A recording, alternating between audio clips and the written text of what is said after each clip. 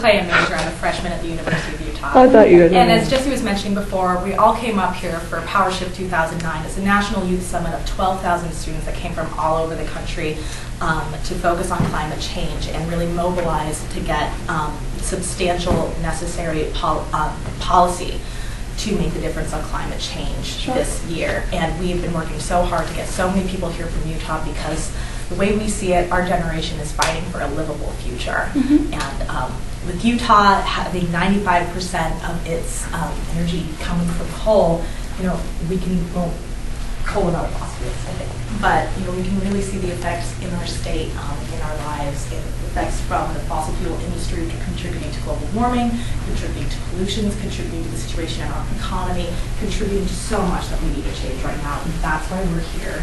It's just so important to us that we've been working for so long to get like 25, 30 people here. No, it's a great group. I'm glad you guys got to meet it. It's wonderful. Thank you. Thanks for seeing us. Sure. It's my pleasure. And I can't emphasize enough just how real the crisis has become to people of our generation.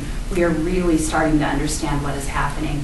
I didn't really come into this until I realized that I couldn't breathe. I came down with severe asthma. I can't even walk across campus to get to my classes. I can't make it up a flight of stairs, and it's all because our air quality is so bad from burning fossil fuels and using it for our transportation. We need to do something immediately. We have one of the highest rates of asthma in the country, and it's very real to me and every other mother in the state. I am a mother, and I worry very much about the health of my own children.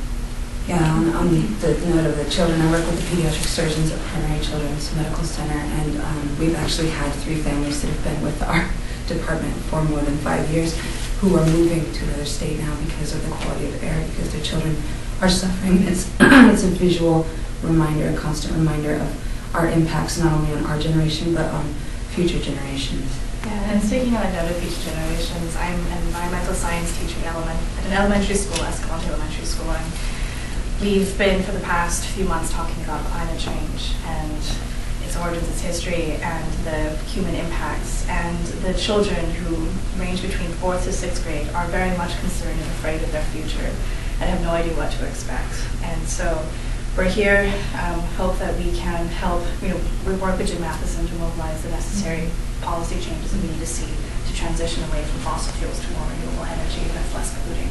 Sure. And we know that Jim Matheson is on the Energy Committee, so we know that he really has the potential to be a huge leader on this, and we are so excited to work with him on this. All of us are, most of us, I think, are constituents of Matheson's, and we're representing even more students that wanted to be here from this district that couldn't. And so we really want to talk to you and open the dialogue about what exactly Matheson can do on these issues. So you know what his positions are? I know that, I would just like to say, first of all, I don't handle any legislative portfolio for Jim. I'm his assistant. So I, meet with lots of folks that come here, and I get to hear him talk to constituents a lot. I know that he does, want a balanced energy portfolio for Utah because we have, such resources like sun and wind, oil shale, infrastructure, and much more towards renewables. In 2008, there were more people employed by the wind power industry nationwide than by coal mining.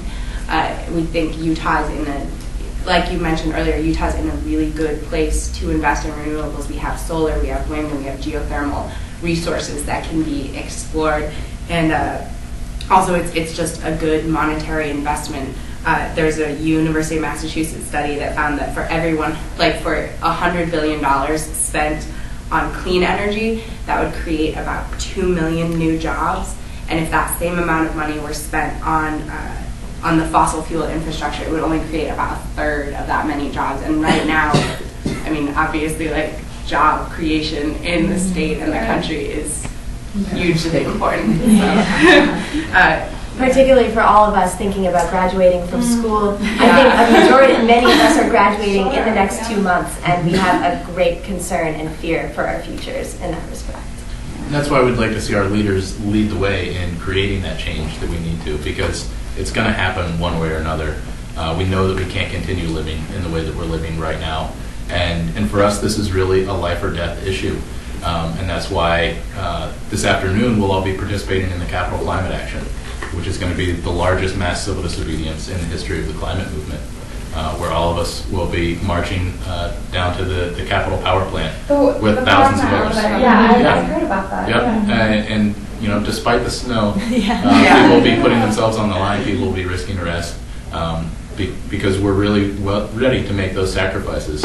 And I think it's a big piece of evidence to show that if our leaders don't do what's necessary to defend our future, that we're going to do whatever's necessary to defend our future. So we really hope that Representative Matheson steps up and makes this change in a responsible way so that we don't have to defend our future in any kind of chaotic way. Sure. I commend your activism. I think it's wonderful.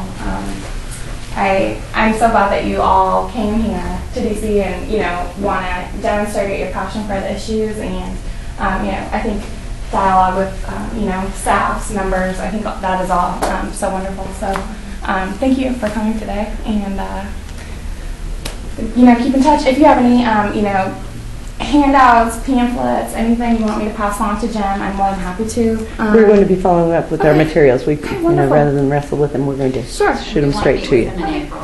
Wonderful. Yeah.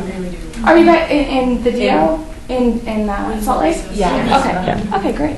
Yeah. Sure. So people wrapped that up pretty well. Everything's pretty much been said. And we want to leave you with a sense of, well, 2 or 3 things. I'll see if I come up with a third while I'm talking. One, we're excited to work with our representative to achieve the things we do. We have a lot of enthusiasm. We have as much enthusiasm as anyone could have because our futures are on the line. We're literally, we feel like our lives are in jeopardy.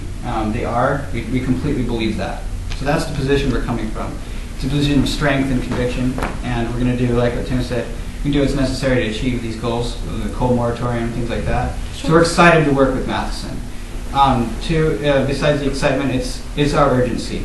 I want you to convey our urgency to him and how fast we need to move on this.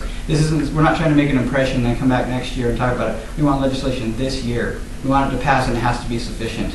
It's that serious. It's not like we're not asking for things. We're trying to cooperate to get one thing done. So I wanted to leave that with you. Sure. Wonderful.